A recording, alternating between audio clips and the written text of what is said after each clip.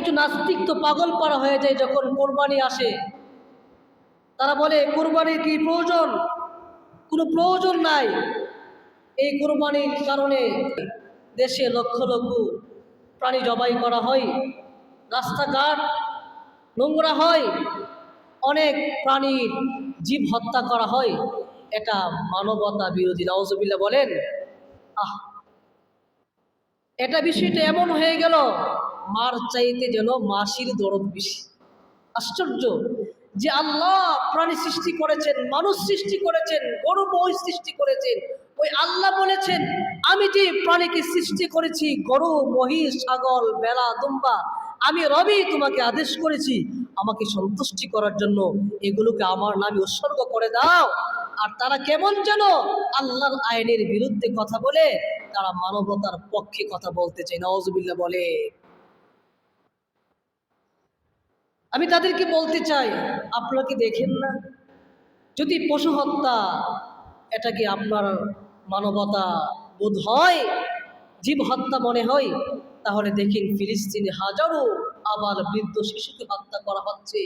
ভারতে মুসলমানের লাশকে হত্যা করে ঝুলিয়ে রাখা হয়েছে। এটা কি মানবতা বিরোধী নয়? ওইদিকে দেখেন না কেন? একটা মুমিনের দাম কত জানেন? তামাম দুনিয়া এবং দুনিয়ার মধ্যে যা কিছু আছে সমস্ত কিছু বিক্রি করে দিলেও একজন আল্লাহওয়ালা মুমিনের মূল্য হবে না।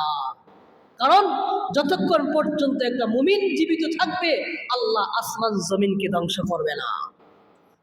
আজকে সেই মুমিনকে হত্যা করা হয়, আপনার গায়ে লাগে না। আল্লাহর বিধানকে মান্য করলে আপনার গায়ে লাগে।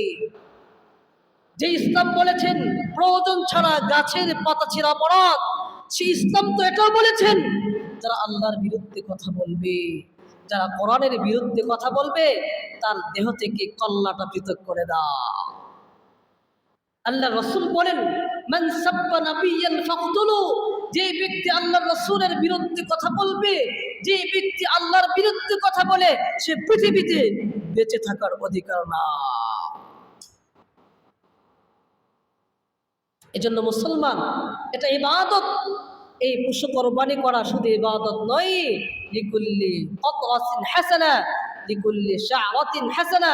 আল্লাহ পশুর প্রত্যেকটা রক্তের ফুটাই ফুটাই প্রত্যেকটা পশমের বিনিময়ে আল্লাহ সওয়াব দান করে।